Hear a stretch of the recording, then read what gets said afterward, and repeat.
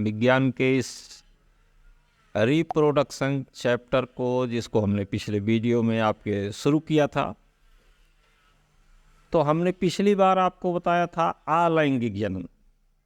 अलैंगिक जनन वो प्रक्रिया जिसमें दो अलग अलग जीवों की आवश्यकता नहीं होती, बल्कि एक ही जीव द्वारा दूसरे जीव का निर्माण होता है, चाहे वो वनस्पति में हो चाहे निम्न श्रेणी के प्राणियों में। आज उसका दूसरा भाग जो है लैंगिक जनन, उस पर चर्चा है हमारी कि लैंगिक जनन क्या चीज़। लैंगिक जनन एक ऐसी प्रक्रिया है जिस प्रक्रिया के तहत प्रकृति में अधिकांश जीव या अधिकांश वनस्पतियाँ जो आज प्रकृति में विद्यमान हैं, पैदा होती हैं, वो जनन की जो प्रक्रिया है वो उनके वो लैंगिक जनन की ही प्रक्रिया है। उसी के द्वारा तमाम उच्च श्रेणी के जंतु, जिसे हायर एनिमल कहेंगे आप, उनमें ये प्रक्रिया होती है। इसमें होता क्या है कि ऐसे सभी प्राणी या कुछ वनस्पतियाँ, इसमें विपरीत लिंग वाले दो भिन्न भिन्न जीव द्वारा अलग अलग युग्मक का निर्माण होता है। एक नर युग्मक का, दूसरा मादा युग्मक का। नर युग्मक को हम मेल गैमीट कहते हैं और मादा युग्मक जो है उसे फीमेल गैमीट कहते हैं। तो इसके लिए प्राणियों में तो अलग अलग व्यवस्था है और नर और मादा अलग अलग होते हैं और वो जिस तरह के हैं और उसी तरह के युग्मक का निर्माण करते हैं। नर जीव से नर युग्मक बनेगा और मादा से मादा युग्मक का निर्माण होगा। अब यही नर और मादा युग्मक दोनों जब आपस में मिलते हैं तो एक सूक्ष्म संरचना का निर्माण होता है और उस संरचना को कहते हैं जाइगोट। यही जाइगोट आगे चल करके विकसित होता है और जीव का निर्माण हो जाता है। ये प्रक्रिया अलैंगिक जनन से बहुत ज़्यादा जटिल है और ये धीमी गति से होने वाली प्रक्रिया है। ये तेजी से संपन्न नहीं हो सकती है। यही लैंगिक जनन है, यानी दो विपरीत लिंग वाले जीव जो अलग अलग युग्मक का निर्माण करें और दोनों युग्मकों का जो संलयन होता है, आपस में मिलना, और उसके फलस्वरूप जिस जाइगोट का निर्माण होता है वही जाइगोट आगे चल करके जीव बन जाता है। तो लैंगिक जनन से तो जब जीव का निर्माण होता है तो इसमें जो जनन द्रव्य है ये दो अलग अलग जीवों से आता है। जब जनन द्रव्य दो अलग अलग जीवों से आएगा तो जाहिर है कि उनके बाह्य आकारकी में, आंतरिक संरचना में तो नहीं मगर बाह्य आकारकी में थोड़ी बहुत भिन्नता हो सकती है। और ये भिन्नता क्या करती है कि लैंगिक जनन के फलस्वरूप जो संतति उत्पन्न होती है, वो जो जीव है जिससे कि ये पैदा हुए हैं, यानी जो जनक है, उससे पूर्ण रूप से समानता नहीं रखती, बल्कि थोड़ा सा भिन्नता हो जाती है। अलैंगिक और लैंगिक जनन में मात्र ये अंतर आपको मिल जाएगा कि अलैंगिक जनन में संतति अपने जनक से पूर्ण रूप से मिलती है और लैंगिक जनन में संतति अपने जनक से बाह्य आकार की या कुछ अन्य लक्षणों में पूर्ण रूप से नहीं मिलती, बल्कि थोड़ी सी भिन्नता आ जाती। अब एक दूसरी बात यहाँ आती है कि जब हम वनस्पति में आते हैं, यहाँ तो प्राणी का हुआ कि नर है मादा है, नर से नर युग्मक, मादा से मादा युग्मक, दोनों का संलयन होगा तो निषेचन क्रिया जब संपन्न हो जाएगी जीव का निर्माण होगा। यह लैंगिक जनन हो गया। लेकिन अब जब वनस्पति में आते हैं तो उसमें जो वनस्पतियाँ हैं वो कुछ ही एक लिंगी होती हैं। जितनी भी वनस्पतियाँ यानी जितने पौधे हैं सब एक लिंगी नहीं पाए जाते प्रकृति में। प्रकृति में अधिकांश पौधे द्विलिंगी होते हैं, कुछ एक पौधों को छोड़ करके। अब कौन से पौधे हैं जो एक लिंगी? जब आप यहाँ आते हैं तो उदाहरण में आपको मिल जाएगा पपीता और खजूर। इसमें नर युग्मक नर, पपीते में नर युग्मक नर पौधे से बनता है और मादा युग्मक मादा पौधे से बनता है। तो इसमें आप देख करके भी जान सकते हैं। इसमें बहुत ज़्यादा पौधे में तो बिल्कुल अंतर नहीं मिलेगा आपको, लेकिन उसके पुष्प में आपको अंतर मिल जाएगा। और आप देखेंगे कि पपीता जो मादा पौधा है उससे फल प्राप्त होगा और जो नर पौधा है उससे फल प्राप्त आपको नहीं होगा। ठीक यही चीज़ खजूर में भी आपको आती है। तो ये दो वनस्पतियाँ ऐसी हैं। कुछ वनस्पतियाँ अन्य भी हैं जो एक लिंगी हैं, लेकिन ये दो वनस्पतियाँ आपकी ऐसी हैं जो एक लिंगी हैं, यानी नर से फल नहीं मिल सकता है, बीज नहीं मिल सकता है, वो केवल नर युग्मक का निर्माण करता है। और वो नर युग्मक जब दूसरे पौधे के मादा पुष्प के वर्तिकाग्र पर पहुंच जाएगा, परागण क्रिया संपन्न हो जाएगी, निषेचन क्रिया संपन्न होगी, तो उससे बीज का निर्माण, फल का निर्माण और बीज का निर्माण होगा। अब फल का बनना और बीज का बनना दोनों वहाँ पर अलग आपको मिल जाएगा, एक प्रक्रिया नहीं है। कभी कभी फल बन जाएगा लेकिन बीज ही नहीं बनेगा, उसको तो हम आगे बताएंगे। अब कुछ पौधे दूसरे हैं। इस प्रकार के पौधे हैं कि वो नर और मादा युग्मक दोनों एक ही पौधा बनाता है, तो उस पौधे में भी जननांग होगा। जितने पौधे लैंगिक जनन करेंगे उनमें जननांग होगा और पौधे का जननांग पुष्प है। तो ऐसे पौधे जो एक ही पौधा नर और मादा युग्मक दोनों का निर्माण कर देता है और उससे ही बीज बन जाएगा, तो उसमें भी ऐसा पुष्प होगा जो दो लिंगी हो सकता है और एक लिंगी भी हो सकता है।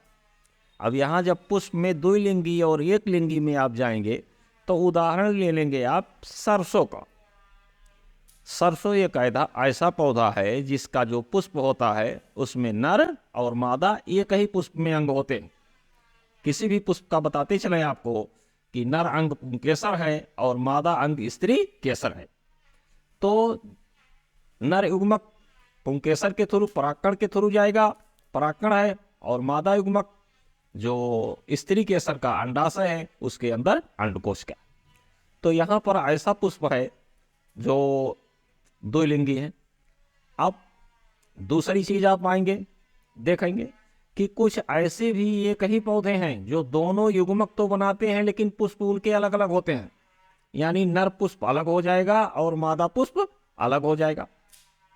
ऐसे पौधे अक्सर करके सब्जियों के पौधे होते हैं और उन्हें कद्दू वर्गीय सब्जियां हैं, जिसमें नर पुष्प ऐसा होगा जिसमें फल नहीं आएगा और मादा पुष्प ऐसा होगा जिसमें फल आएगा और उसमें जिसमें फल आएगा उसी में फल के अंदर बीज होगी। पौधा एक ही रहेगा, युग्मक दो प्रकार का बनाएगा और दोनों प्रकार के युग्मक जो है अलग अलग पुष्प में होंगे।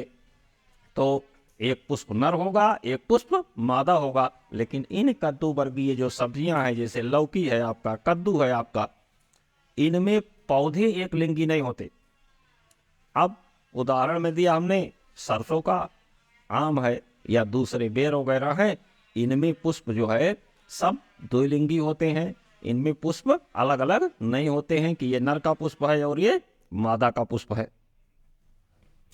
तो नर और मादा पुष्प जिन पौधों में अलग होते हैं वो लौकी, कद्दू आदि हैं, और नर और मादा पौधे जिनमें अलग अलग होते हैं वो खजूर और पपीता। यहाँ तो वनस्पतियों की बात चल रही है। अब लैंगिक जनन में जो जंतु हैं जो लैंगिक जनन करते, जो नर और मादा युग्मक नर से नर युग्मक का निर्माण होगा और मादा से मादा युग्मक। नर युग्मक मेल गैमीट हुआ, मादा युग्मक फीमेल गैमीट हुआ। तो जब दोनों का अध्ययन करेंगे तो आप देखेंगे ये एक दूसरे से शारीरिक संरचना और शरीर क्रिया विज्ञान दोनों में पौधे और ये जंतु भले ही काफी अलग हैं, लेकिन लैंगिक जनन करने के लिए ये कुछ समानता भी रखते हैं। कुछ प्रक्रियाएं ऐसी हैं जो दोनों में होती हैं। तो दोनों में सबसे आवश्यक प्रक्रिया जो है वो सबसे आवश्यक प्रक्रिया यह है कि नर और मादा युग्मक का एक दूसरे के निकट आना। यदि ये क्रिया नहीं संभव हुई तब तो जीव का निर्माण या पौधे के बीज का निर्माण संभव नहीं हो सकता है। और क्यों नहीं संभव हो सकता है? क्योंकि तब निषेचन प्रक्रिया संपन्न नहीं होगी, दूसरे जीव का निर्माण नहीं होगा, या यूं कहेंगे आप कि उस वनस्पति के दूसरे बीज का निर्माण नहीं होगा जिससे कि उस जाति का पौधा बने। लैंगिक जनन के लिए एक दूसरी और आवश्यकता है। क्या आवश्यकता है? कि चाहे वो वनस्पति है चाहे वो जंतु है, उसका जीवन काल के साथ साथ परिपक्व अवस्था भी है। सभी अवस्थाओं में लैंगिक जनन संभव नहीं हो सकता है। जब वह अपनी परिपक्व अवस्था को पहुंचेगा जीव या वनस्पति, तभी वह लैंगिक जनन कर सकता है। जब आप पौधे में जाते हैं तो पौधे की इस अवस्था को कायिक प्रावस्था कहते हैं, और जंतु में जब जाएंगे तो आप देखेंगे कि ये किशोरा अवस्था की समाप्ति पर ही हो सकता है, वहां से इसकी शुरुआत है। तो इस तरह से लैंगिक जनन करने के लिए जीव के पास एक निश्चित समय सीमा बिता करके उसे वयस्क अवस्था में आना पड़ेगा, और वयस्क अवस्था में वह पौधा या जीव आएगा तभी लैंगिक जनन कर सकता है। अन्यथा किसी भी समय आप देखेंगे कि किसी पौधे को यदि आप तुरंत लगाते हैं तो आप कहें कि ये 50 वर्ष वाला पौधा है, ये 6 महीने के बाद आम का पौधा लगा दें, आप कहें कि ये 6 महीने के बाद फल देने लगे, तो ऐसा संभव नहीं है। मान लीजिए बकरी है, कुत्ता है, कह दीजिए कि 6 महीने का बच्चा जनन योग्य हो जाएगा, तो यह संभव नहीं। अब किन किन के बीच लैंगिक जनन हो सकता है, इसके लिए पिछले वीडियो में हमने बताया था आपको, जाति शब्द का उल्लेख किया था कि जाति किसे कहेंगे। तो आप ये जाने कि जाति वही मानी जाएगी जिसके दो जीव नर और मादा जो अलग अलग युग्मक बनाते हैं, यदि दोनों युग्मकों के संलयन से एक जीव का निर्माण हो सकता है तो दोनों एक जाति के सदस्य कहे जा सकते हैं। और यदि दोनों जीव एक जीव का निर्माण नहीं कर सकते, यानी संतान नहीं पैदा किए कर सकते हैं, तो वो एक जाति के सदस्य नहीं कहे जाएंगे बल्कि अलग अलग जातियों के सदस्य कहे जाएंगे। और जैसा कि आप जानते हैं कि अलग जाति के जितनी जाति के प्राणी हैं उनके लक्षण शरीर के और बाह्य आकार की भी अलग अलग होते। इसी तरह पौधे में भी आप जाएंगे तो पौधे में किसी वनस्पति का उदाहरण ले लें, मटर का। मटर के पुष्प का जो परागकण है वह सरसों के पुष्प के परागकण से निषेचित नहीं कर सकता। यानी मटर के पुष्प का परागकण सरसों के पुष्प के वर्तिकाग्र पर पहुंच करके और सरसों का निषेचन नहीं कर सकता है, इसलिए वह, क्योंकि वह दूसरी जात का और दूसरी जात का है, दोनों की कोशिकाओं में गुणसूत्रों की संख्या अलग अलग है, इसलिए अलग अलग लक्षण के दोनों वनस्पतियां हैं, एक दूसरे को से निषेचित करके नए बीज का निर्माण नहीं कर सकती हैं, अतः वो दो जाति के सदस्य हो गए। अब जब आप वनस्पति में और जंतु में, प्राणी में, दोनों में आते हैं जनन प्रक्रिया के दरम्यान, तो आप ये देखेंगे कि कोई भी वनस्पति या कोई भी जंतु ये जनन प्रक्रिया के द्वारा हमेशा ना ही बीज का निर्माण कर सकते हैं, ना ही वो अपने समान जीव बना सकते हैं। उसमें भी अलग अलग श्रेणियां हैं कि कौन सा जीव कब जनन कर सकता है, कब नहीं कर सकता है, कौन हमेशा कर सकता है, कौन नहीं कर सकता है। इसी कौन सी वनस्पति किस समय निषेचन करके, दोनों युग्मक का संलयन करके बीज का निर्माण कर सकती है या कौन नहीं कर सकती है।